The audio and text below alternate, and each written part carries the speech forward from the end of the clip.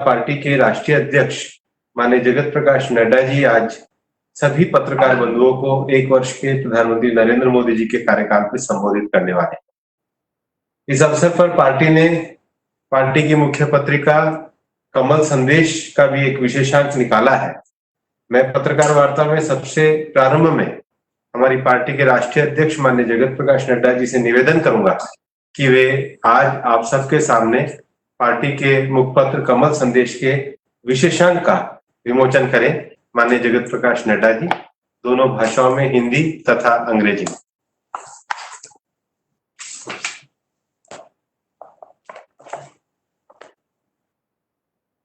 ये विशेषांक आत्मनिर्भर भारत की ओर विषय पर पार्टी के विशेष प्रकाशन पार्टी की तरफ से किया गया है, जो प्रधानमंत्री नरेंद्र मोदी जी के एक वर्ष के कार्यकाल की उपलब्धि के अवसर पर यह विशेषांक निकाला गया है।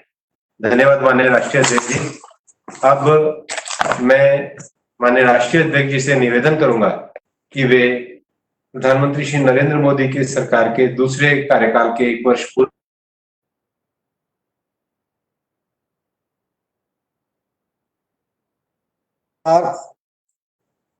हम सब जानते हैं कि आज वर्चुअल प्रेस कॉन्फ्रेंस के माध्यम से आप सबसे मिलने का मुझे सौभाग्य मिल रहा है। मैं चाहता तो ये था कि आपके साथ पार्टी कार्यालय में मिलकर के प्रेस कॉन्फ्रेंस करता और एक साल के किए गए कार्यों के बारे में चर्चा करता, लेकिन हम सबको मालूम है कि हम सब लोग कोरोना वायरस के साए में अपने दैनंदिन कार्य को चला रहे हैं और डिजिटल वर्ल्ड का सहारा लेते हुए, डिजिटल टूल्स का सहारा लेते हुए इस वर्चुअल प्रेस कॉन्फ्रेंस में हम सब लोग शामिल हुए हैं। एक बार पुनः आप सबका इस प्रेस कॉन्फ्रेंस में आने पर स्वागत करता हूं मैं। और प्रधानमंत्री मोदी जी के दूसरे कार्यकाल प्रथम वर्ष पूर्ण होने पर उनको अपनी ओर से और करोड़ों करोड़ हमारे भारतीय जनता पार्टी के कार्यकर्ताओं की ओर से उनको हार्दिक बधाई देता हूं और शुभकामनाएं भी देता हूं पार्टी के अध्यक्ष की दृष्टि से कि वह पूरी ताकत के साथ, जैसा उन्होंने पिछले 6 वर्षों में देश की सेवा प्रधानमंत्री के रूप में की है, उसी ताकत के साथ, पूरी शक्ति के साथ ईश्वर उनको शक्ति दे ताकि वो अच्छे से और पूरी ताकत के साथ देश की सेवा में जुटे रहे। हम सब जानते हैं कि यह जो समय गुजरा, यह अकॉम्प्लिशमेंट्स का, this has been a year of accomplishments and also we have faced unimaginable challenges also.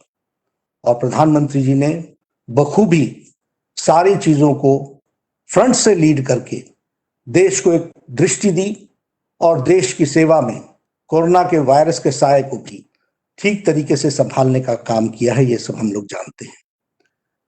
हम यह भी जानते हैं कि मोदी जी के नेतृत्व में 6 साल में भारत स्वावलंबी हुआ, आत्मनिर्भर भारत और आत्मसम्मान के साथ भारत की छवि दुनिया में बनी है। यह मोदी जी के नेतृत्व के कारण हुआ है। हम यह भी जानते हैं कि पिछले 6 वर्षों में जो 7 दशक का गैप था, उस गैप को 6 सालों में पूरा करने का प्रयास हुआ है। पहले अगर हम देखें और हम इस बात को समझें कि पहले कार्यकाल में मोदी जी ने जहां इंफ्रास्ट्रक्चर पर काम किया और इंफ्रास्ट्रक्चर के साथ साथ लॉन्ग अवेटेड रिफॉर्म्स किए, वही तीव्र गति से दूसरे कार्यकाल में प्रथम वर्ष में तीव्र गति से बोल्ड डिसीजंस भारत की एकता और अखंडता के लिए, और उसी तरीके से सोशल जस्टिस, उसी तरीके से इकोनॉमिक जस्टिस और उसी तरीके से हार्ड डिसीजंस लेते हुए देश के आम व्यक्ति को, गरीब व्यक्ति को लाभ पहुंच सके, इसके प्रयोजन, इसके आयोजन प्रधानमंत्री मोदी जी ने 1 साल में किए। This government has been responsive, this government has been receptive and this government has the capacity to take decisions। ये सब हम लोगों ने देखा है।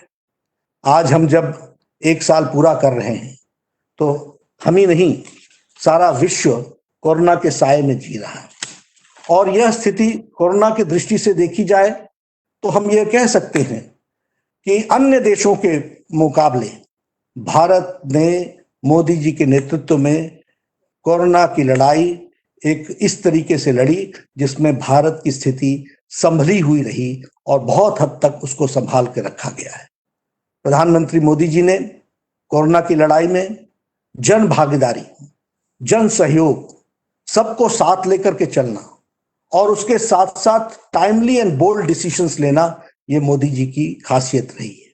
और इस कारण से हम ये भी देखते हैं कि जहां बड़े महाशक्तिशाली देश जो समस्याओं से घिर गए और वह भी अपने आप को कोरोना के सामने असहाय मानते हैं, वहां भारत देश ने कोरोना की लड़ाई इस प्रकार से लड़ी और इस तरीके से उस काम को संभाला। वो दूरदृष्टि थी प्रधानमंत्री जी की, जिसने समय पर लॉकडाउन किया और लॉकडाउन के कारण आज भारत की स्थिति संभली हुई परिस्थिति में हम सबको देखने को मिलती है। तो यह भी हम लोगों ने देखा है। अगर इसके साथ साथ हम कहें तो एक समय था जब लॉकडाउन किया गया तो उस समय कोरोना की टेस्टिंग फैसिलिटी सिर्फ 10,000 थी पर डे, आज 1,60,000 टेस्टिंग फैसिलिटी हो गई है। उसी तरीके से उस समय हमारे पास पीपीई किट्स की कमी थी, लेकिन आज लगभग 600 उद्यमी हमारे देश के लगभग 4,50,000 PPE kits, personal protection equipment kits, उसके जो किट्स हैं वो आज 4,50,000 प्रतिदिन बन रहे हैं। यह परिस्थिति आकर के खड़ी हुई है। उसी तरीके से वेंटिलेटर्स, 60,000 वेंटिलेटर्स का प्रावधान किया गया है, जिसमें से 58,000 वेंटिलेटर्स भारत में ही बन रहे हैं। यह है आत्मनिर्भर भारत की पहचान जिसको उन्होंने बनाया है। और इसमें से 50,000 वेंटिलेटर्स पीएम केयर फंड के फंड से खरीदे जा रहे हैं। इसको भी हमको ध्यान में रखना चाहिए। इसलिए अगर हम कहें तो आज 2 लाख हमारे पास बेड कैपेसिटी हो गई और इसी के साथ साथ हमारी आईसीयू कैपेसिटी बढ़ गई। तो हमने कोशिश की है कि स्वास्थ्य के ढांचे को, जहां शक्तिशाली देश स्वास्थ्य के मामले में उनके सिस्टम्स चरमरा गए, कोलैप्स कर गए, वहां भारत ने अपने आप को संभाल करके चलाने का प्रयास किया और मोदी जी के नेतृत्व में आत्मनिर्भर भारत की ओर हम आगे बढ़े। हमारे देश के उद्यमियों ने भी इसमें साथ दिया और इसके कारण आज हम इस लड़ाई को लड़ने के लिए तैयार भी हुए हैं और स्वदेशी और स्वावलंबन के मंत्र को लेकर के हम आगे बढ़ रहे हैं। उसी तरीके से अगर देखा जाए, वी आर द कंट्री जिसने आर्थिक दृष्टि से भी लोगों की चिंता की गई। वर्ल्ड हेल्थ ऑर्गेनाइजेशन ने इसको सराहा। उन्होंने कहा health is not the only factor which has to be taken into care. India has taken a lead and India has shown that economic aspect is also to be taken into consideration and for that Modi ji has taken a lead। यह बात की उन्होंने कही। 1,70,000 करोड़ रुपए का package उस समय दिया गया। उसके माध्यम से हम लगभग 80 करोड़ लोगों को उनके राशन की व्यवस्था की गई। 20 करोड़ बहनों को हमारे जनधन के खाते में, उनके जनधन के खाते में 500 रुपए पूरे 3 महीने के लिए डालने का हर महीने के लिए प्रयास किया गया। उसी तरीके से हमारे दिव्यांग भाई, हमारे बुजुर्ग, उनके भी खातों में 1,000 रुपए देने का प्रयास हुआ। उसी तरीके से मनरेगा में जिसकी दिहाड़ी 182 रुपए थी, उसको बढ़ा करके 202 रुपए कर दी गई और लगभग मनरेगा का आवंटन 1 लाख करोड़ रुपए रिकॉर्ड आवंटन प्रधानमंत्री जी ने किया है, यह भी हम कह सकते हैं।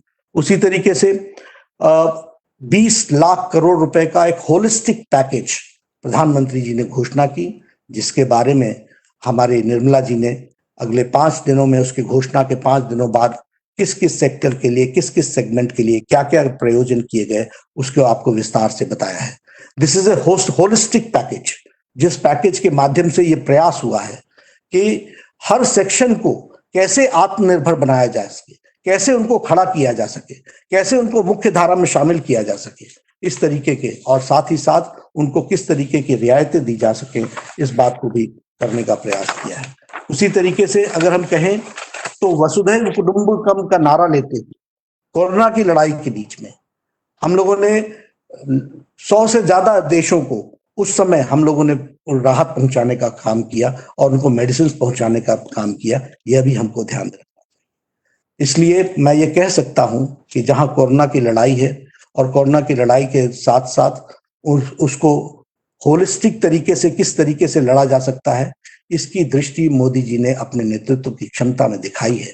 और यह इस लड़ाई को बहुत जिसे मैं ये कह सकता हूं कि पूरी शिद्दत के साथ और फ्रंट से लड़ करके, और मैं यह भी कहना चाहूंगा और यहाँ पर देश को धन्यवाद देना चाहूंगा कि प्रधानमंत्री जी के एक एक आह्वान को देश ने रिस्पॉन्ड किया, देश ने सुना, देश ने समझा, देश ने उसको आत्मसात किया। इसके लिए मैं देश की जनता को भी धन्यवाद देता हूं। और साथ ही साथ मोदी जी ने जिस नेतृत्व क्षमता को दिखाया है वह सच में अनुकरणीय भी है और वह सच में प्रशंसनीय है। यह हमको ध्यान में रखना चाहिए।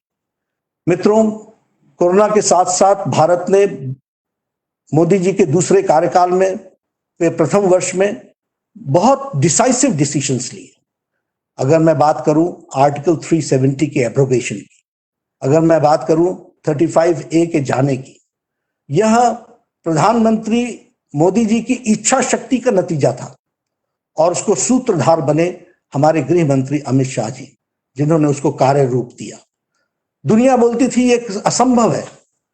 हम लोग बहुत समय से कहते थे एक देश में एक निशान, एक विधान, एक प्रधान, एक संविधान, लेकिन ये बचपन से कहते हुए हम जानते थे कि इसको करना बहुत कठिन कार्य है।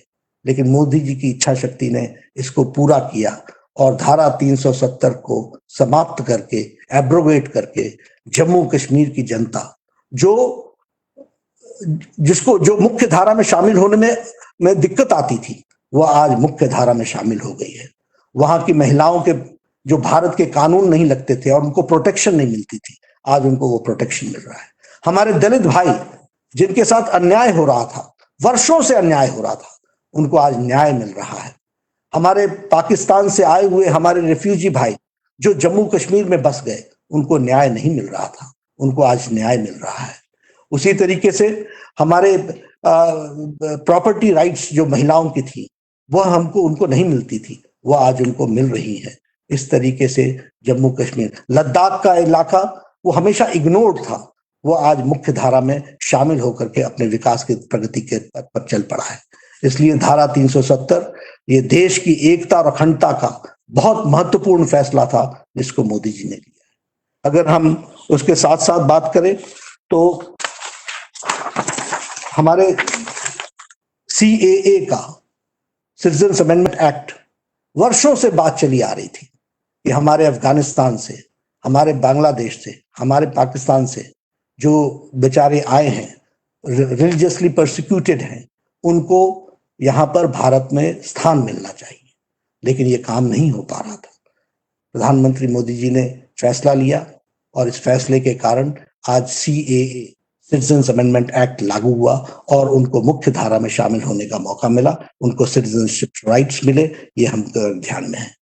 हमारी मुस्लिम बहनें, हमारी माताएं जो 3 तलाक के कारण बहुत तकलीफ में थी, दिक्कत में थी, उनकी चिंता प्रधानमंत्री जी ने की और जो ट्रिपल तलाक था उसको, ये एक कुरीति थी, उसको समाप्त करने का काम प्रधानमंत्री मोदी जी ने किया है। उसी तरीके से टेररिज्म से लड़ने के लिए देश में UAPA, unlawful activities prevention act के तहत टेररिस्ट को टेररिस्ट घोषित करना, उसके खिलाफ एक्शन लेना, यह काम भी प्रधानमंत्री जी ने बखूबी कानून में परिवर्तन ला करके किया। NIA की, इन्वेस्टिगेशन एजेंसी की दायरे को बढ़ाया और उस दायरे को बढ़ाने के साथ साथ विदेशों में भी अगर ऐसी एक्टिविटी होती है तो उनको भारत के कानून के दायरे में ला करके उनके खिलाफ एक्शन हो, इस बात का भी प्रयास हुआ है। उसी तरीके से एक बहुत, जिसको कहते हैं बोल्ड डिसीजन, पॉक्सो का लिया गया, protection of children from sexual offence, उसमें डेथ पेनल्टी का काम किया गया, तय किया गया कि यदि कोई बच्चे के साथ दुष्कर्म करता है तो उसको डेथ पेनल्टी होगी। इस तरीके का कार्य को आगे बढ़ाया गया। यही नहीं, अगर हम बात करें इस छोटे से 1 साल के अंदर FDI के, सिविल एविएशन में FDI के परमिशन दी गई ताकि सिविल एविएशन की इंडस्ट्री आगे बढ़े और इस तरीके से देश की इकोनॉमी को गति मिले। हम लोगों ने मोदी जी ने कॉरपोरेट टैक्स को रिड्यूस किया। इस कॉरपोरेट टैक्स के रिडक्शन के कारण बहुत नीचे तक मार्केट में पैसा का सर्कुलेशन के माध्यम को आगे बढ़ाने का काम किया। उसी तरीके से बैंक्स मजबूती से आगे खड़े होकर के लोगों की सेवा में जुटे, इसलिए बैंक्स का मर्जर करके बैंक्स को मजबूत बनाया, उनकी लेंडिंग कैपेसिटी को मजबूत बनाया, एनपीओ को कम किया और लेंडिंग कैपेसिटी को आगे बढ़ाने का काम किया। अभी कोरोना के साए में ही एनबीएफसी लोन्स पर जो मॉरिटोरियम लगाया, उससे भी लोगों को राहत मिली है। उसी तरीके से कंपनीज एक्ट में परिवर्तन किया गया। कंपनीज एक्ट के परिवर्तन के कारण आज कंपनी सुविधा के साथ और हिम्मत के साथ अपनी बिजनेस एक्टिविटी को आगे बढ़ा सकते हैं, तो इस बात को भी ध्यान में रख करके किया गया। इजी लोन अरेंजमेंट्स इसी 20 लाख पैकेज में भी किया गया है एमएसएमई सेक्टर के लिए। और हम जानते हैं कि त्रिपुरा में ब्रू रियांग की समस्या बहुत लंबे समय से चल रही थी, लेकिन उस समस्या का कोई समाधान नहीं हो पा रहा था। हमारे गृह मंत्री जी ने मोदी जी के नेतृत्व में एक बहुत बड़ा फैसला लिया, और जिसको कहते हैं सबका साथ, सबका विकास, सबका विश्वास। ये ब्रू रियांग बहुत छोटी जनसंख्या वाले लोग थे, लेकिन इनके लिए भी व्यवस्था की गई और इनके भी समस्या का सुझाव किया गया। ये हम आपके सामने शेयर करना चाहते हैं। उसी तरीके से बोडोलैंड की समस्या लंबे समय से चल रही थी, उसका भी समाधान किया गया। हमारे जो regional cooperation of economic partnership का आरसेप का विषय था, यह किसानों के खिलाफ था, ये उद्यमियों के खिलाफ था, ये मध्यम उद्यमियों के खिलाफ था। प्रधानमंत्री जी ने स्टैंड लेकर के आरसेप से अपने आप को अलग किया और यह देश के हित में फैसला इतना बड़ा लिया, वो हम सब जानते हैं, और उसके लिए भी मैं उनको बधाई देता हूं। मित्रों, इस छोटे से काल में ऐसे छोटे बड़े बहुत से फैसले लिए गए, जिन फैसलों के कारण आज भारत देश एक मजबूत राष्ट्र के रूप में मोदी जी के नेतृत्व में आगे बढ़ रहा है, तीव्र गति से आगे चल रहा है, पूरी ताकत के साथ आगे बढ़ रहा है, और भारतीय जनता पार्टी भी इसमें पीछे नहीं है। मैं एक बात निश्चित रूप से यहां यह भी बताना चाहता हूं कि हमारे जीवन में एक सपना रहा, और ये दशकों का नहीं, सदियों का था, ये शतकों का सपना था कि रामलला का मंदिर, भव्य मंदिर वहां पर बने। इस काम को निश्चित रूप से सुप्रीम कोर्ट ने, पूरे 5 बेंच के जजेस ने एक मत से फैसला दिया। उनका फैसला हम सबके लिए स्वागत योग्य रहा। लेकिन यह भी मैं बताना चाहूंगा कि यह फैसला हुआ, इस फैसले को न आने में कांग्रेस ने लगातार लंबे समय तक अड़ंगा लगाया, लेकिन यह फैसला हुआ। आज मुझे खुशी है कि वहां पर प्रधानमंत्री जी ने वहां श्री राम तीर्थ स्थल का एक ट्रस्ट का, उसको जमीन को आवंटित करके उस ट्रस्ट को हैंडओवर कर दी है। अब वहां पर भव्य राम मंदिर बनेगा, यह बात मैं आपको बताना चाहता हूं। मित्रों, ऐसी इस छोटे से कार्यकाल में इतने बड़े बड़े काम हुए, और मैं ये जरूर कहना चाहूंगा कि भारतीय जनता पार्टी प्रधानमंत्री जी के साथ मिलकर के इस काम को नीचे तक पहुंचाने का काम कर रही है। आज भारतीय जनता पार्टी ने तय किया है, आज प्रधानमंत्री जी ने, आप लोगों ने देखा होगा, प्रधानमंत्री जी ने एक चिट्ठी देश के नाम संदेश भेजा है। इस देश के नाम संदेश जो भेजा है प्रधानमंत्री जी ने, इसको हमारे कार्यकर्ता 10 करोड़ परिवार तक पहुंचाने वाले हैं। हम इसे 10 करोड़ परिवार तक ले जाएंगे, और इसके साथ साथ लगभग 250 वर्चुअल प्रेस कॉन्फ्रेंसेस होंगी, और इसके साथ साथ 2000 से ज्यादा वर्चुअल मीटिंग्स होंगी, पब्लिक रैलीज होंगी। एक एक रैली में हजार कार्यकर्ता, हजार लोग जुड़ेंगे, और हमारे जो मोर्चा के सभी कार्यकर्ता हैं, वो मोर्चा के सभी कार्यकर्ता 500 इस प्रकार की वर्चुअल रैलीज करेंगे, समाज के विभिन्न वर्गों की रैलीज करेंगे, ताकि मोदी जी का संदेश जन जन तक जाए, और उनके द्वारा किए गए कार्यों को हम जनता तक पहुंचाएं। इस काम को हम करेंगे। कोरोना के संकट में हम लोगों ने बहुत बड़ा काम किया। मुझे खुशी है कि हमारे कार्यकर्ताओं ने मिलकर फीड द नीडी में 14 करोड़ से ज्यादा लोगों को फूड पैकेट्स पहुंचाए, और इसी तरीके से 4 करोड़ से ज्यादा राशन बांटे। लगभग 5 करोड़ के आसपास फेस मास्क बांटे हैं, फेस कवर बांटे हैं। तो हमारी कोशिश रही है पार्टी की ओर से भी सरकार के साथ कंधे से कंधा मिला करके चले और सरकार के साथ कंधे से कंधा मिला करके पूरी ताकत प्रदान करें। उसके साथ साथ जनता की सेवा में हम जुटे रहें, राष्ट्र की सेवा में हम जुटे रहें। भारतीय जनता पार्टी एक अच्छा उपकरण बने राष्ट्र की सेवा में और मोदी जी के नेतृत्व में लाए गए कामों को अमली जामा पहुंचाने के लिए नीचे तक अपना काम करे, यही मैं कहना चाहता हूं। मित्रों, आज 1 साल के पूर्ण होने पर हम इस वर्चुअल प्रेस कॉन्फ्रेंस में आप सबसे हमने बातचीत की, कुछ मुद्दों को हमने छूने का प्रयास किया, आपसे चर्चा की है।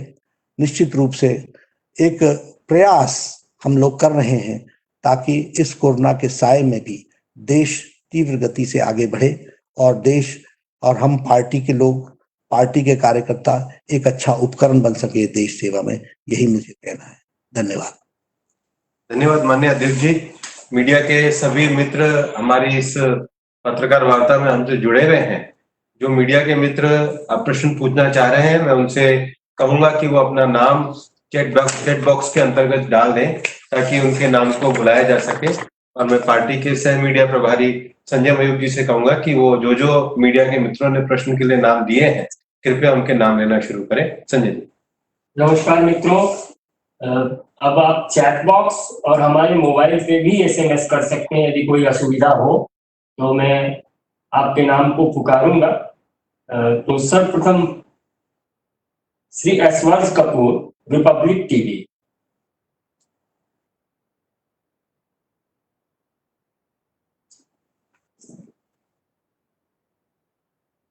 श्री विकास भदौरिया, ABP।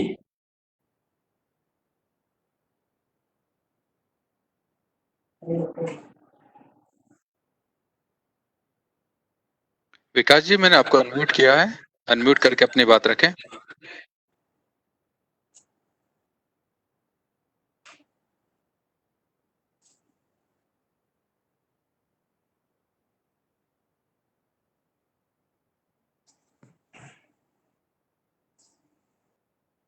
बोलिए विकास जी, मैंने आपको, हाँ बोलिए, अभी आपकी आवाज आएगी।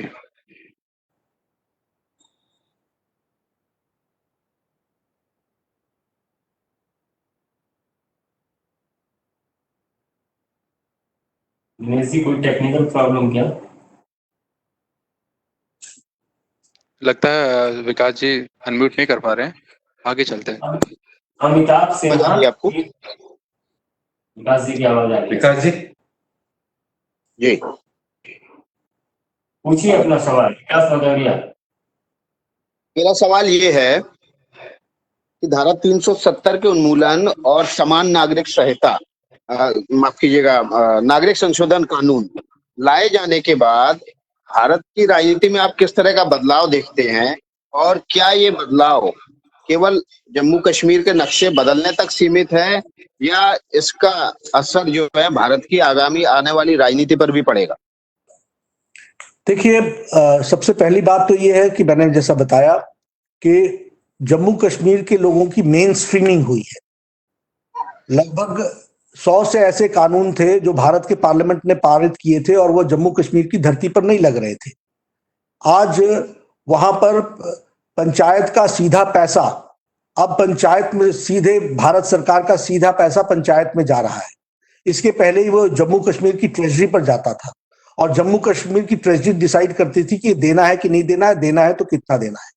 मेन स्ट्रीमिंग इस प्रकार से हुई कि अब वहां पर सीधे वो पैसा जा रहा है। उसी तरीके से जो लोग वहां पर डिप्राइव्ड थे उनको उनको उनके अधिकार मिल गए, महिलाओं को अपने अधिकार मिल गए, हमारे दलित वर्ग को अपना अधिकार मिल गया। तो ये जो मेन स्ट्रीमिंग नहीं हो रही थी वो मेन स्ट्रीमिंग हुई है। और निश्चित रूप से अगर देश की राजनीति की दृष्टि से देखें तो सारे देश की इच्छा थी कि धारा 370 एब्रोगेट होना चाहिए। वो धारा 370 एब्रोगेट हुआ है तो देश में भी, देश का भी मनोबल बढ़ा है और यह भी ध्यान में आया है कि मोदी जी के नेतृत्व में सरकार ऐसे चलेगी, what is right and it will be implemented, and there will be no compromise on it. यह राजनीतिक दृष्टि से लोगों को समझ में आया है। इससे पहले का वातावरण क्या होता था? चलता है, चलेगा, देखेंगे, सोचेंगे, अटकाना, लटकाना, भटकाना। अब ना भटकेंगे ना लटकाए जाएंगे, अब सारे काम समय पर और ठीक ढंग से होंगे। There is a cultural change in the political arena. Akhilesh Kumar Singh, times of India. नागरिकता संशोधन कानून का जवाब नहीं आया मेरा। वो निश्चित रूप से लोगों को बहुत खुशी हुई है कि वो मुख्य धारा में शामिल हुए हैं और लोगों ने बड़े स्पष्ट शब्दों में कहा है इस बात को। Akhilesh Kumar Singh ji, times of India.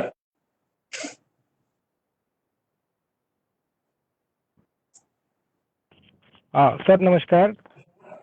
नमस्कार अखिलेश जी।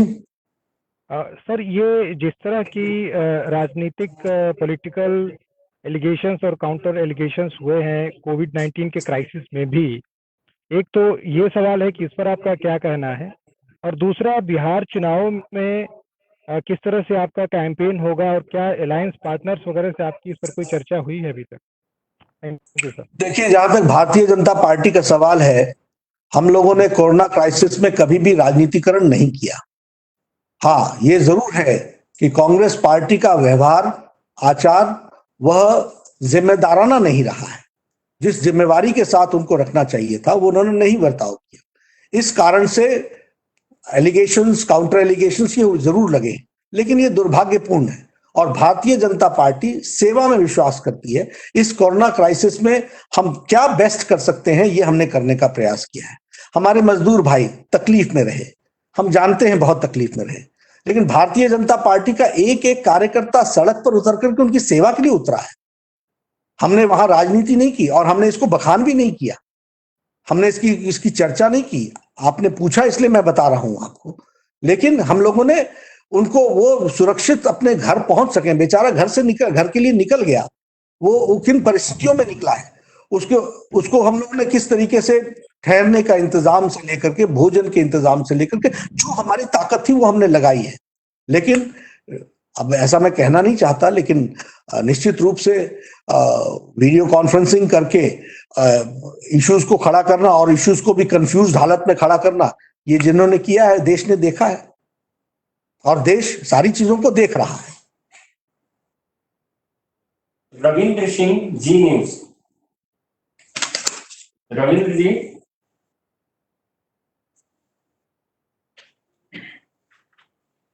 दिनेश जी, रविंद्र जी को। सर एक सेकंड, रविंद्र रख जी हैं? नहीं, रविंद्र सिंह जी न्यूज के हैं, रविंद्र सिंह। अगला अमित कुमार, न्यूज 24 से। सर जी न्यूज पे लेते हैं पहले रविंद्र जी को। जी।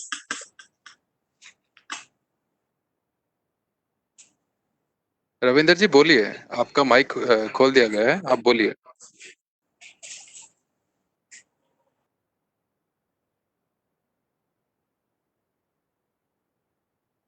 आगे चलते हैं सर।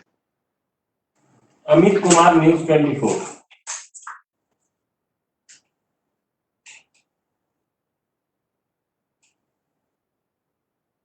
उससे आगे है Shailendra Mishra, DD news.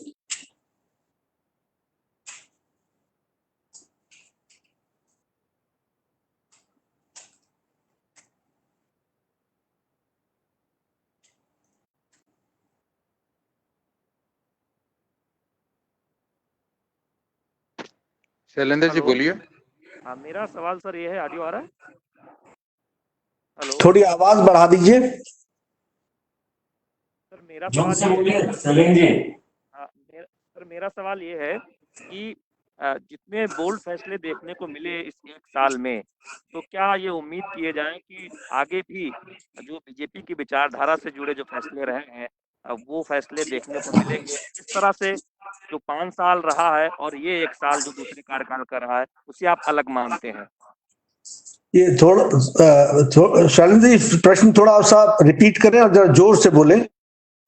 Sir मेरा सवाल ये है कि 5 साल का जो पहला कार्यकाल रहा और ये जो 1 साल का कार्यकाल अभी पूरा हुआ है, इसको किस तरह से अलग देखते हैं? और जिस तरह से जो बोल्ड फैसले हुए जिसका आपने जिक्र किया, तो क्या यह माने कि बीजेपी की विचारधारा से जुड़े जो तमाम अन्य बहुत बोल्ड मुद्दे हैं, उन पर भी सरकार आगे बढ़ेगी, उन पर भी आगे बढ़ने की संभावना है, खासतौर पर अगर समान नागरिक संहिता जैसे मुद्दों की बात करें तो? देखिए, जहां तक 2014 की बात हम करें तो मोदी जी ने जब देश की बागडोर संभाली तो उस समय स्थिति जिसको बोलते हैं कि सारे सिस्टम्स एक तरीके से पैरालाइज थे, और पैरालाइज के साथ साथ जड़ मूल से एकदम जिसको बोलते हैं कि स्टैंड स्टिल पर आ गए थे। मोदी जी ने हर विषय को एक मोमेंटम दिया, एक तेजी लाई, और उसके साथ साथ पॉलिटिकल कल्चर ऑफ गवर्नेंस इसको भी चेंज किया।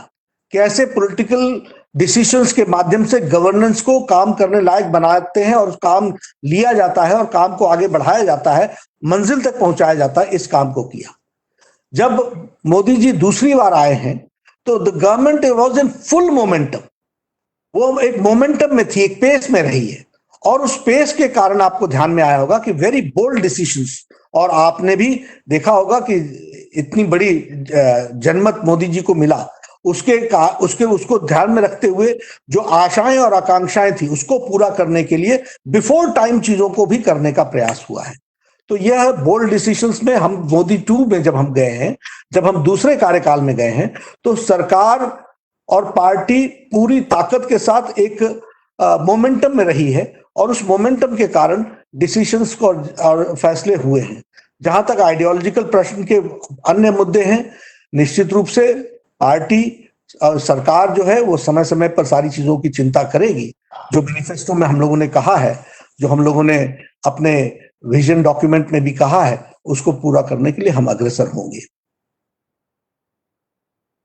नवीन जी का मैसेज आ रहा है बार बार, वो अनम्यूट करिए उनको, वो सवाल पूछना चाहते हैं। रविंद्र सिंह जी न्यूज।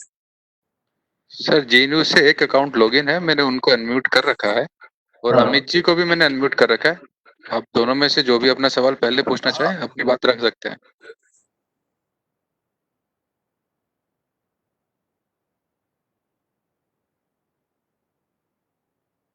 अगला राम नारायण श्रीवास्तव, दैनिक हिंदुस्तान।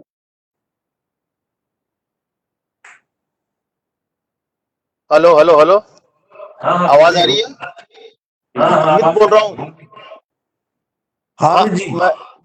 हाँ, ये नड्डा जी, मेरा सवाल ये है कि प्रधानमंत्री मोदी जी ने जो चिट्ठी लिखी है उसमें उन्होंने कहा है कि जो 2019 में 14 में सरकार बनी थी एक उम्मीद के साथ बनी थी, अब जो है वो सपने साकार करने के लिए है। तो जो लेकिन कोविड की वजह से जो लोगों में एक परेशानी हुई, क्या आपको लगता है कि ये सपना जो था उसको पूरा करने में कहीं मुश्किल आएगी, या फिर ऐसे समय में जब लोग निराश हैं तो उनके सपने को पूरा करने के लिए ये सरकार कैसे आगे बढ़ेगी ताकि लोगों का सपना पूरा हो सके? साथ ही साथ एक छोटा सवाल ये भी है कि आपने खुद भी 200 से ज्यादा वीडियो कॉन्फ्रेंसिंग की, लोगों को इस कोविड के समय में अपने कार्यकर्ताओं को आगे बढ़ाया, तो लेकिन लड़ाई बहुत लंबी है। तो आने वाले समय में पार्टी किस तरह से आगे बढ़ेगी ताकि लोगों की मदद भी हो सके, लोगों को मोटिवेट भी किया जा सके?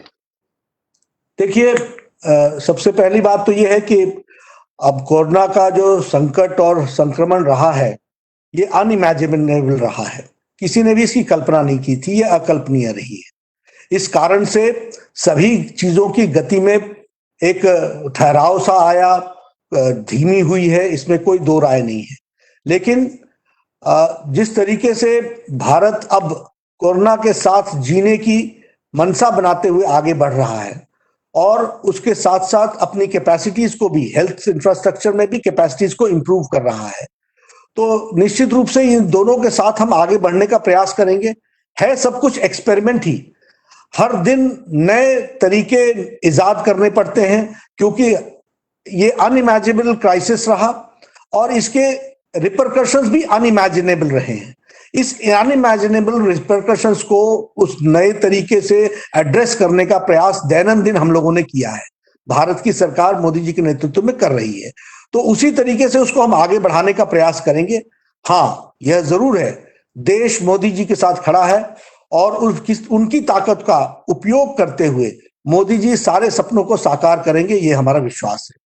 जहां तक पार्टी का सवाल है, पार्टी वर्चुअल मीटिंग के माध्यम से नीचे तक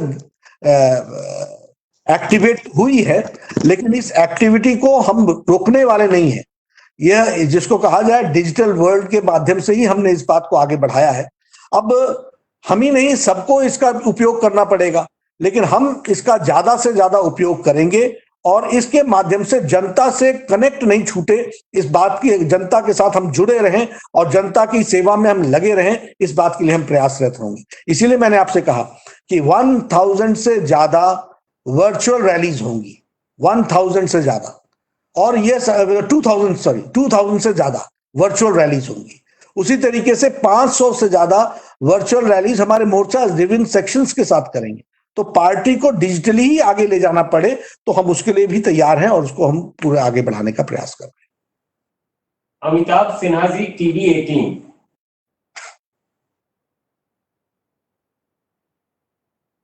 रामनारायण श्रीवास्तव जी।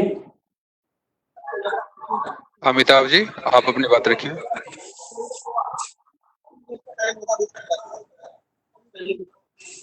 अमिताभ जी, आपकी आवाज आ रही है, आप बोलिए।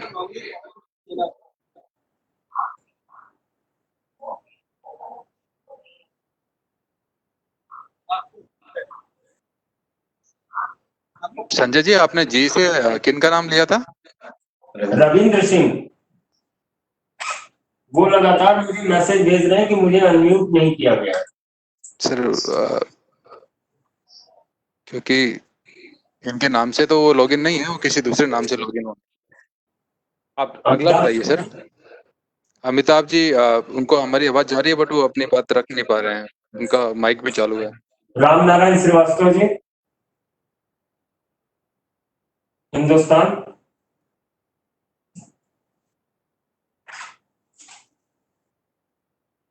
सर, इस नाम से भी लॉगिन नहीं है वो। रितेश जी, इनके सामने पार्टिसिपेंट की लिस्ट खोल दीजिए एक बार। खुली भी है तो सर इसमें देखो, राम के नाम से नहीं है सर, राम नारायण।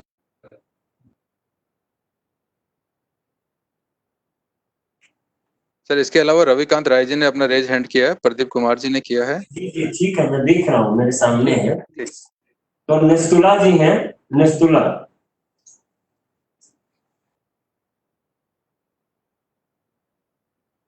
अनम्यूट किया है सर मैंने उनको। मेरी आवाज आ रही है नड्डा जी आपको? हाँ निस्तुला जी, बोलिए। First of all, congratulations on the first anniversary. Thank you. My question is with regard to the challenges before the Modi government for the rest of its tenure. ये बात सही है कि बड़े बोल्ड डिसीजंस पॉलिटिकल और social front पे लिए गए थे पिछले 1 साल के अंदर, पर अभी जो चैलेंज है, स्पेशली कोविड-19 का जो असर पड़ा है, वो इकोनॉमी पे बहुत भारी पड़ा है और बहुत इकोनॉमिक पेन जो है वो हिंदुस्तान को झेलना पड़ेगा, बाकी दुनिया को भी झेलना पड़ेगा। ये जो आत्मनिर्भरता का फिलॉसफी जो प्राइम मिनिस्टर ने अपने एड्रेस टू द नेशन और बार-बार रिटरेट की अपनी चिट्ठी में भी किया है, उसमें एक सेपरेशन डालना चाह रहे हैं कि ये कोई पुराने लाइसेंस कोटा राज टाइप का आत्मनिर्भरता नहीं होगा जो इंदिरा गांधी के समय में। इस पर कोई आप प्रकाश डाल सकते हैं कि ये किस तरह की आत्मनिर्भरता रहेगी? अगर आप लाइसेंस कोटा राज है, उस तरह के अपने बॉर्डर्स को आप सिमटाना नहीं चाहते, मर्केंटाइल बॉर्डर्स को या ट्रेड बॉर्डर्स को, तो क्या करना चाहते हैं इसमें? देखिए निस्तुला जी, सबसे पहली बात तो ये है कि वैसे निर्मला जी ने बड़े डिटेल में सारी बात को अपने 20 लाख करोड़ के पैकेज के बारे में जब चर्चा की थी तो उसको बताया था। लेकिन मैं आपको एश्योर करना चाहता हूं कि आत्मनिर्भर भारत का कहने का मतलब ये है कि भारत के उद्यमियों को प्रोत्साहित करते हुए हम आत्मनिर्भर बने, इस बात को हम प्रयासरत रहें। लेकिन हमारी कोई नेगेटिविटी लेकर के चलने का उद्देश्य नहीं है। वी डोंट, और हम कोई गोइंग बैक टू करने के पीछे हटने का विषय नहीं है, कोई लाइसेंस कोटा राज लाने का विषय नहीं है। हमारे लोगों को प्रोत्साहन मिले, इसकी चिंता करने की जरूरत है, और वह चिंता करते हुए हम आत्मनिर्भरता की ओर बढ़ेंगे। But our approach will be progressive, not regressive. We will be having progressive thinking and उसी को हम आगे बढ़ाएंगे। जी, पौर्णमी शाह, इंडिया टुडे। पौर्णमी शाह।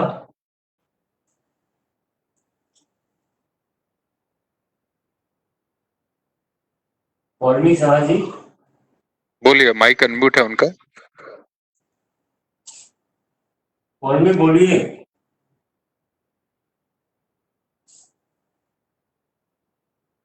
रामनारायण जी।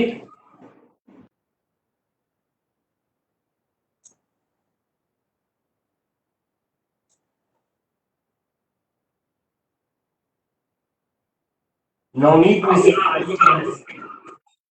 हेलो।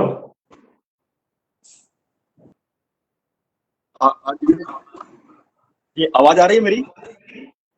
हाँ हाँ बोलिए। आ रही आवाज? जी, जिस तरीके से सरकार ने पिछले वर्ष में प्रदर्शन किया है और कई ऐतिहासिक और बड़े फैसले लिए हैं, तो क्या आपको लगता है कि 2024 का रास्ता भी आसान हो गया है, सरकार हैट्रिक मारेगी? देखिए, हम लोग सरकार में काम इसलिए नहीं करते हैं कि हम सरकार में वापस आने का दृष्टि को सामने रख करके, हम देश सेवा लेकर के काम करते हैं, राष्ट्र सेवा लेकर के काम करते हैं। और आज मोदी जी ने दिन रात 24 घंटे काम करके राष्ट्र की सेवा में समर्पित रहे हैं, और इसी बात को लेकर के हम पार्टी में भी कार्यकर्ताओं को इसी तरीके के संस्कार देने का काम करते हैं कि हम सब लोग राष्ट्र की सेवा में लगे रहें। राजनीति चुनाव के समय की जाती है, हर समय राजनीति करने का उद्देश्य नहीं है, हर समय लोगों की सेवा करने का उद्देश्य है। पौर्णमी जी हैं, दिनेश जी लाइन पर? हाँ सर, वो हमारे साथ जुड़े हुए हैं, लेकिन मैंने उनको अनम्यूट भी किया, बट उनको शायद कुछ तकनीकी दिक्कत आ रही होगी। रामनारायण श्रीवास्तव जी। सर वो इस नाम से लॉगिन नहीं है, किसी और नाम से लॉगिन है तो पता नहीं चलेगा। अच्छा। विकास चंद्रा।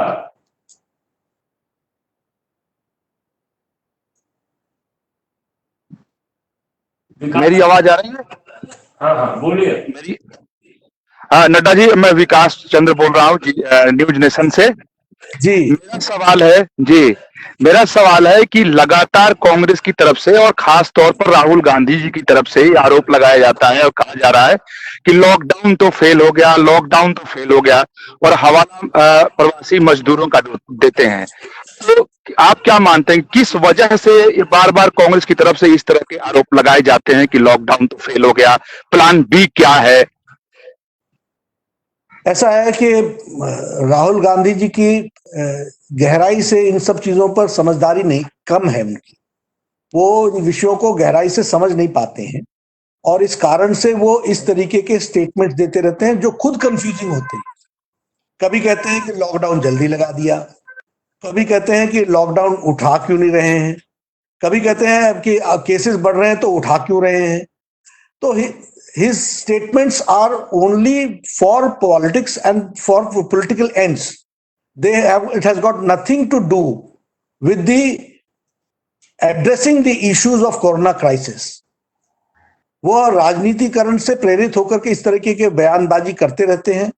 जानकारियां उनकी सीमित है, उनका अध्ययन भी सीमित है, और इस दृष्टि से सारे कोरोना के बारे में जो समझदारी बननी चाहिए वो उनकी बन नहीं पाती है, वो उनकी दिक्कत है। लेकिन ठीक है, वो राजनीतिक दल के नेता हैं, इसलिए उनको कुछ बोलना है तो वो बोलते हैं। लेकिन देश की जनता जानती है, अच्छे से जानती है कि मोदी जी के द्वारा उठाए गए प्रयासों का क्या अंतर पड़ा है, और लॉकडाउन सही समय पर लगने के कारण आज भारत देश की तस्वीर क्या है ये सबको मालूम है, और सही समय पर सही निर्णय लेने का बारे में देश उनके साथ खड़ा है। लेकिन कांग्रेस पार्टी में पॉलिटिक्स करने की आदत है, इसलिए वो इस तरह की बातचीत करती हैं। पौर्णमी जी, पौर्णमी साहब। हेलो,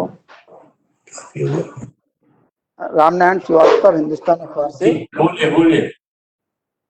सर रामनारायण जी बोलिए तेज।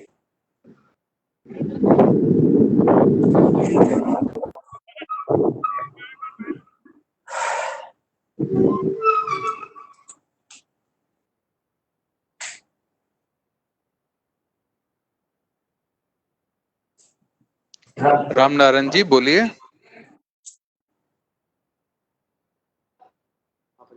आवाज आएगी, हेलो जी बोलिए।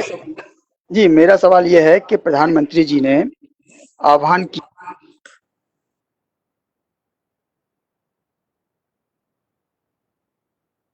कट गया।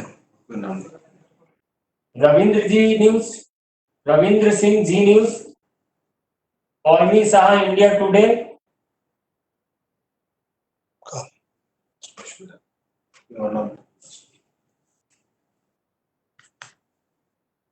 नहीं सर, इन दोनों से संपर्क नहीं होगा। रामनारायण जी का लगा दीजिए। रामनारायण जी का सर माइक चालू है, उन्हीं को बोलना है। रामनारायण जी आप अपनी बात रखिए, माइक वापस बंद मत कीजिए, अभी चालू है, आप अपनी बात रखिए। जी सर, रामनारायण जी नमस्कार। सर नमस्कार। सर, प्रधानमंत्री जी ने आह्वान किया है।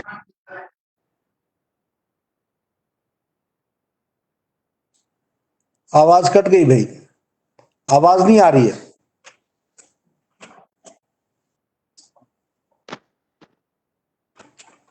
सर कुछ इशू लगता है उनके डिवाइस में।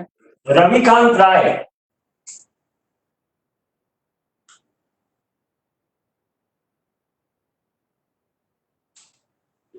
नड्डा जी नमस्कार, रविकांत बोल रहा हूँ न्यूज नेशन से। मेरी आवाज मिल रही है आपको? जी मिल रही है, बोलिए रविकांत जी। नड्डा जी, मेरा सवाल ये है कि कोविड की वजह से जिस तरीके से पूरी दुनिया में बदलाव हो रहा है, रहन सहन और जीने का तरीका बदल रहा है, वैसे में भारतीय जनता पार्टी के राष्ट्रीय अध्यक्ष के रूप में आप क्या बता पाएंगे कि इसका राजनीति में क्या असर पड़ेगा? किस तरीके के बदलाव आने वाले दिनों में राजनीति में आप देखते हैं कोरोना की वजह से?